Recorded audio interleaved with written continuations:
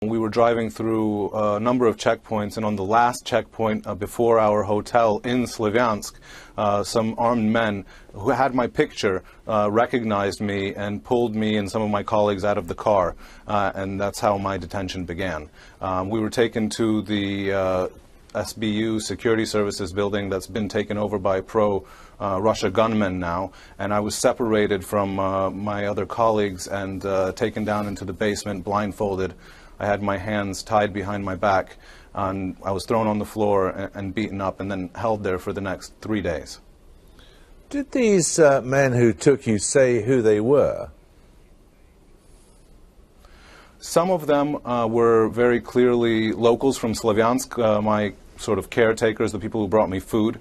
And there was a sort of another echelon of gunmen who were also seemed to be local in terms of being from the same city. They were kind of more ragtag. And then there were those guys who we called the special ops guys. And they looked a lot more professional, had more modern guns and uniforms that matched. And they could very well have been from Ukraine, and I wasn't able to get any evidence from those guys in particular that they came from Russia. They sounded like they had southern accents to me, so they could have been from Ukraine or southern Russia.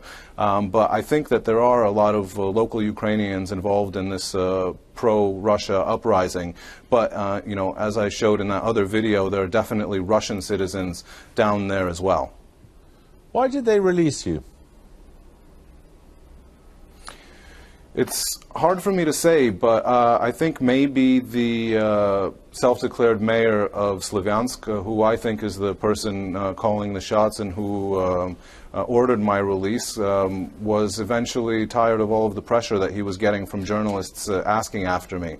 I think the problem, though, now is that there are local journalists and just other activists, Ukrainian people, who are still being held by him for no apparent reason, and there's not been a lot of attention put on their cases because they're not foreign. Right. And they've been down in that same cellar that I spent 3 days in for weeks now, and I think that there should be a lot more attention brought to their cases. Did you see any evidence of any kind that the Russian state was involved in what was going on there? In the place where I was actually being held, I was blindfolded the entire time, and when I was being interrogated, I wasn't ever allowed to look at the faces of the people interrogating me. So I wasn't asking them for their business cards either. So I don't know whether they were or weren't from Russia. I can't say for sure. Did you get any evidence that they were organized as opposed to being some group of irregulars?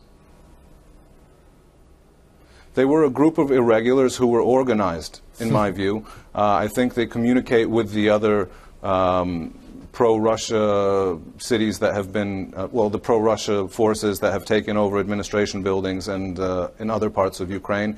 And I think they're pretty coordinated in what they're doing.